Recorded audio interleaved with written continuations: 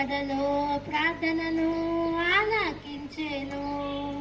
అనుదినము ఆయనను స్తుతింతుము.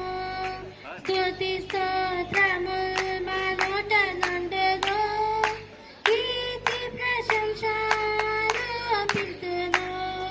స్తుతి స్తోత్రములు మా నోట నుండును.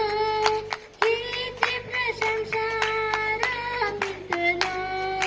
నిత్యము యెహోవాను స్తుతించెదను.